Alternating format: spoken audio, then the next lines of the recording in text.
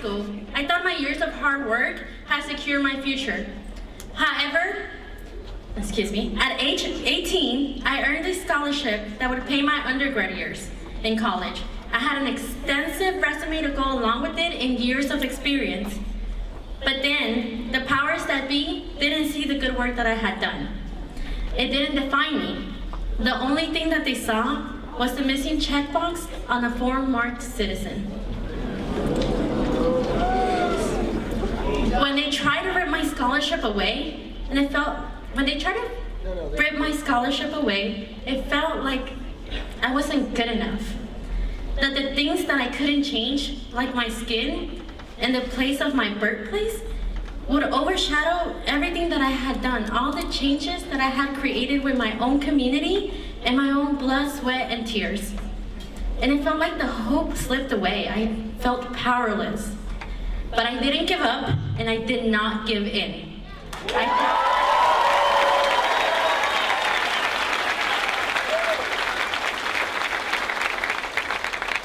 I persevered. With lawyers, I fought against the university and politicians, and I resisted, and I won.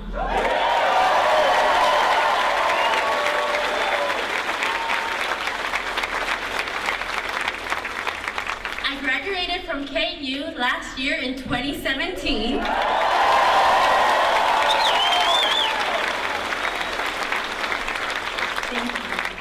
And I'm still working for the community in Wyandotte today. Not like me, you can't give up hope. Not when the Trump agenda threatens our community every day, threatens our safety, and threatens our future. Because if we fight, if we persevere, if we hope, we can build a change once again.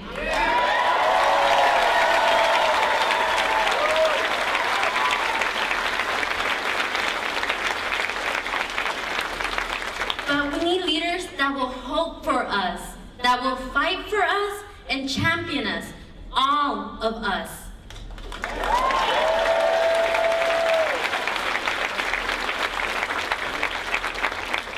Leaders like Brent Welder, Bernie Sanders, and Alexandria Ocasio-Cortez are those leaders.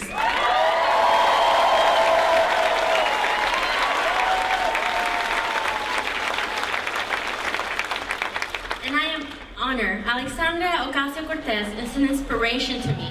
She is Latina, she is young, and she comes from a working class family. And Alexandria is hopeful, like me and just like you.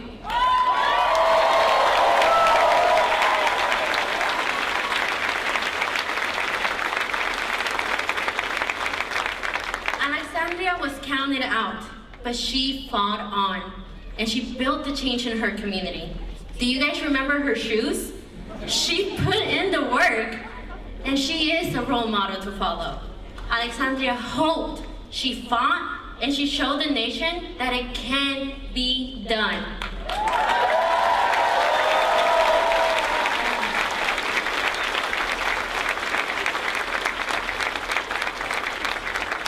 And we will too.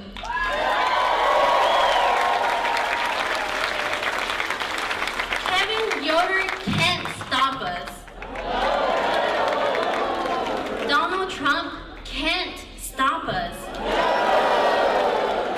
We can win with the right leaders. If we never lose sight of the hope we hold and the change we seek, then we can achieve that hope. And with that, I'd like to introduce a hero of mine and an agent of change, an inspiration to us all, the next congressperson from New York, District 14, Alexandria Ocasio-Cortez.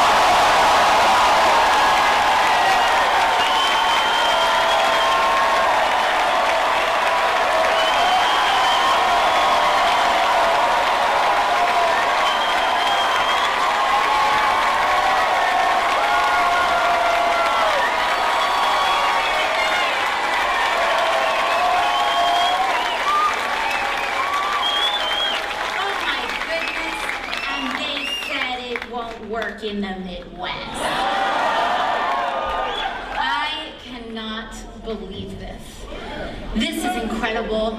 This is amazing. This is inspiring. I want everyone here to know that just a couple hours ago, there was another 3,000 in Wichita.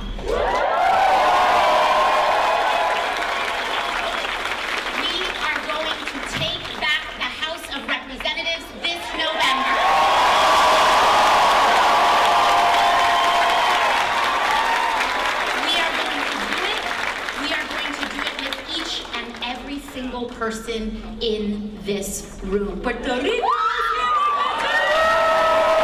Puerto Ricans in Kansas too! I want to thank you all so very much. Thank you, Jocelyn. Young women like her are heroes of mine too, because we are here to inspire one another. It is the work that inspires one another. It is every door that we knock on that inspires one another. And I am so excited and thrilled to be here with thousands of Kansans who are committed to changing the course of this nation.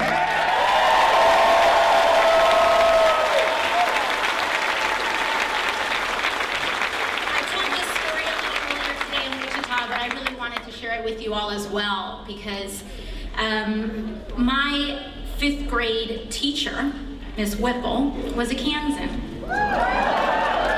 and she was tough. She was very tough, and like I said, New Yorkers have a reputation, but she was tough. And but she always had this pride about the state of Kansas, about her home state. And she always made sure that every 10-year-old New Yorker that walked in that classroom knew how amazing this state was. And this is a true story. In 5th grade, we were each assigned a state to do a report on. And she assigned me the state of Kansas. She did. And after reading a lot about wheat, I dug a little bit deeper into the history of this state, and I learned that Kansas was founded in a struggle over the conscience of this nation. It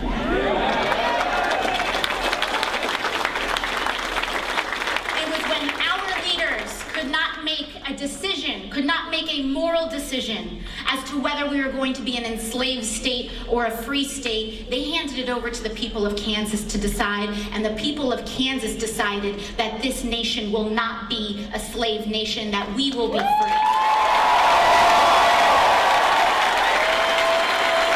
It was the people of Kansas who made that decision.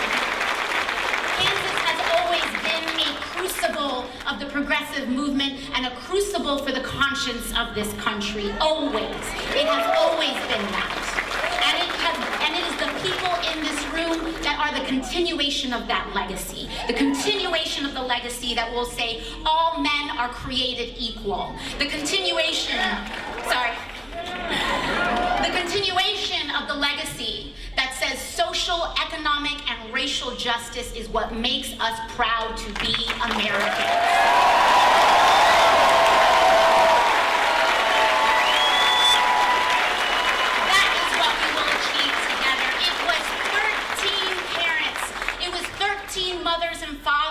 From Topeka,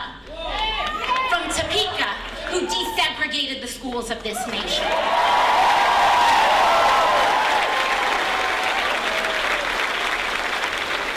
And it was Kansas who eagerly participated in the New Deal the last time that oligarchs concentrated wealth in this nation.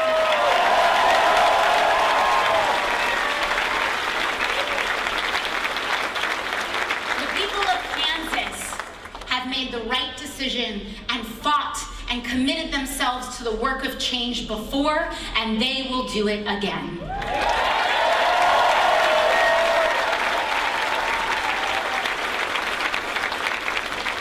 It's funny, they told me that I wouldn't be welcome here. They told me that a message of healthcare, education, and housing stability wouldn't resonate in Kansas. But we know that that's not true. We know enough to reject the stereotype that people in the Midwest do not care about their brothers and sisters, do not care about the economic and social dignity of this nation. We know that people in Kansas, just like everywhere else in this country, just like families in the Bronx, just want a fair shake. That is all. That is all we're asking for. And we also know that these issues are intertwined. There's one last quote that I wanted to read because it's about our right to work. We got right to work, right? Quote, right to work laws provide no rights and no work. Wherever these laws have been passed, wages are lower, job opportunities are fewer, and there are no civil rights. The person who said that was Dr. Martin Luther King. Because he knows that our destinies are tied, and it is with that faith that we will knock on every door in this congressional district to win back the House.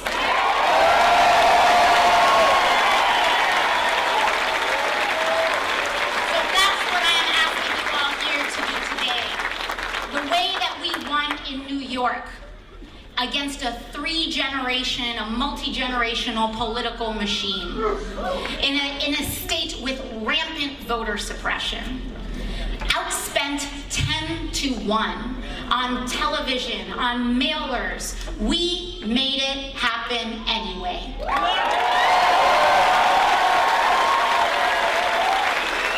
We did it with a 90% volunteer force.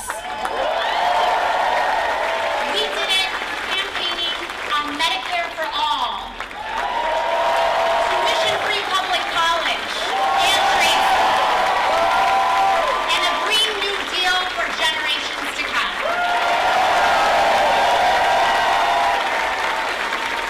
It is on that bold vision for the future of the United States that we can win back the soul of this nation. And it is going to be every single person in this room knocking on 10, 50, 100 doors apiece that is going to get it done. So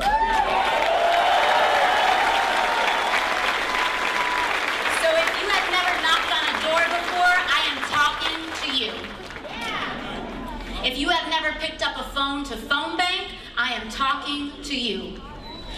If you have never voted before, I am talking to you, and I'm inviting you to the table.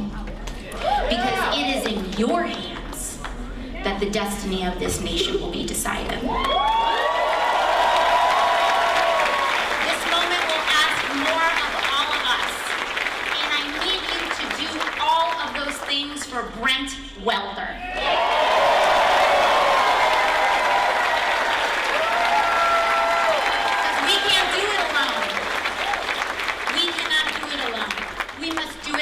Movement.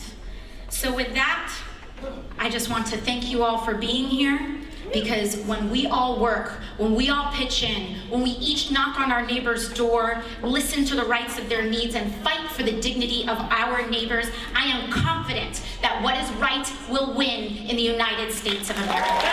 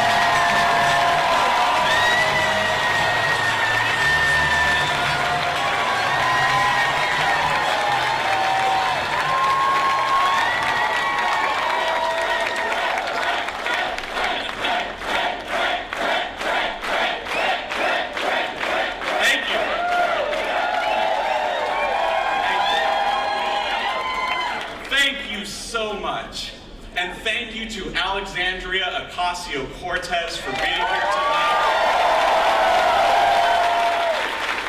She has become the type of inspirational leader that people across this country have been desperate for, but we have not seen nearly enough.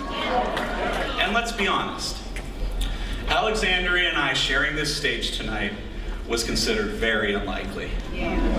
Alexandria started her campaign with a message of hope and fight for the middle class and poor, but was facing an unbelievable hard fight.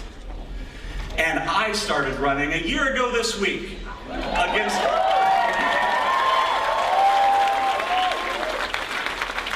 an entrenched congressman, and I ran on a bold, progressive message that had never been tried before in this congressional district. But now, we are on the verge of something that has to be just as rare as Alexandria and my presence on this stage tonight, and that is a congressman from Kansas teaming up with a congresswoman from New York to achieve fundamental change on issues that unite people coast to coast and throughout the American heartland.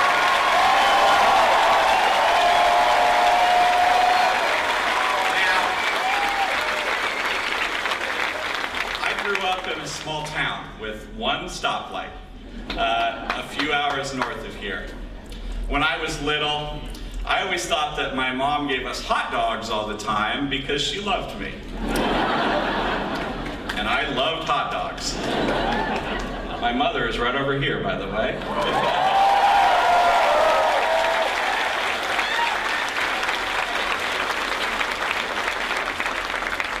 But what I found out when I was older was that the local grocery store had a cut rate special on the family 64-pack hot dogs every single week.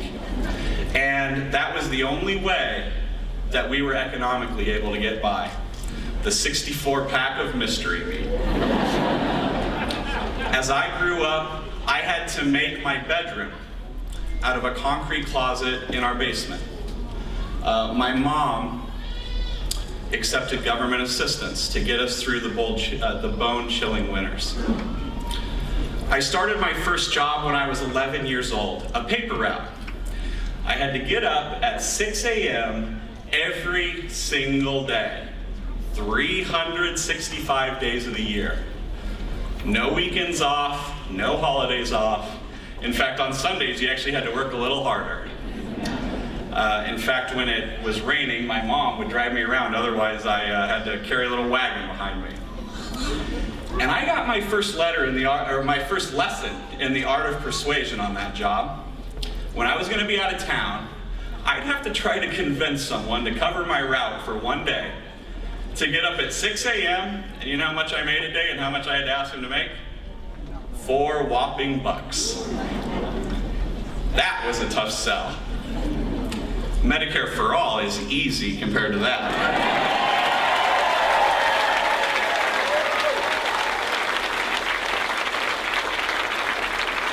But my mom kept us happy and healthy with love and optimism and a whole lot of her hard work. Her most important rules in our house were to never, ever lie. She said she could tell by looking us in the eyes. And to always help other people before we helped ourselves. That is what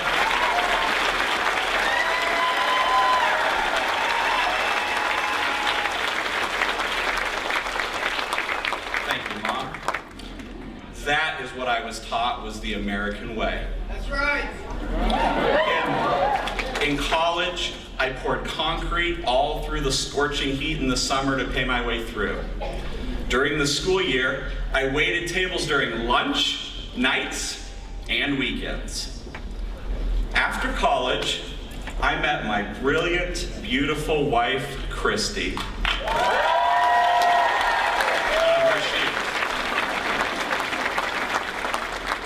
We were both community organizers in the Iowa caucus. Her for Howard Dean, me for John Kerry.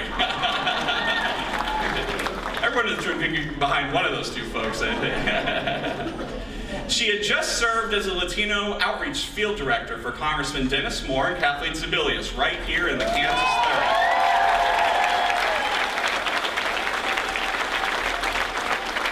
Christy and I were young and inspired and worked block by block to fight for higher wages and health care for all.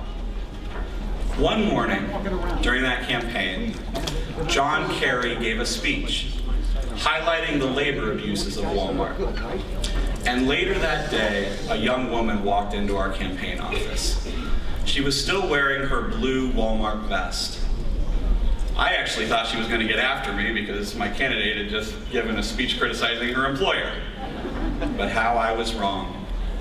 She cried, and I cried, as she explained to me that she worked hard every week to try to make ends meet for her family. But her Walmart paycheck was so meager that as soon as she got paid, she had to turn around and give the whole thing right back to Walmart because it was the only place she could afford to shop. It was heartbreaking. It was a vicious cycle with no end in sight. She was drowning in debt and despair.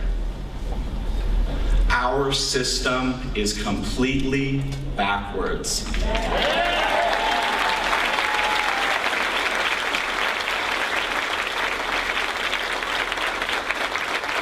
hardworking people who bust their butts every day, shoulder the worry of working harder and harder for lower wages, are the same people who get no help whatsoever from our elected officials. The people who need a voice the most have no voice at all.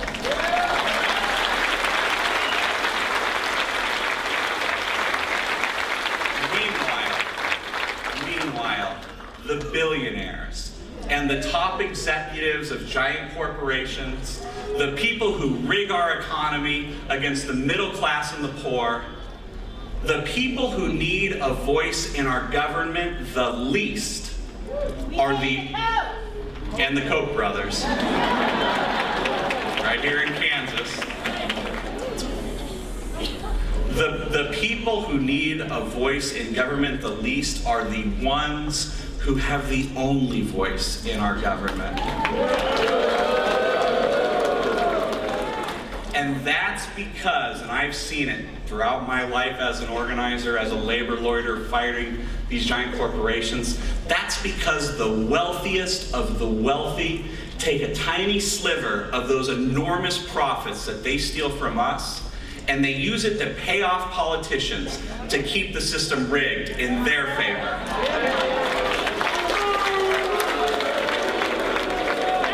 We gather here tonight to say enough is enough.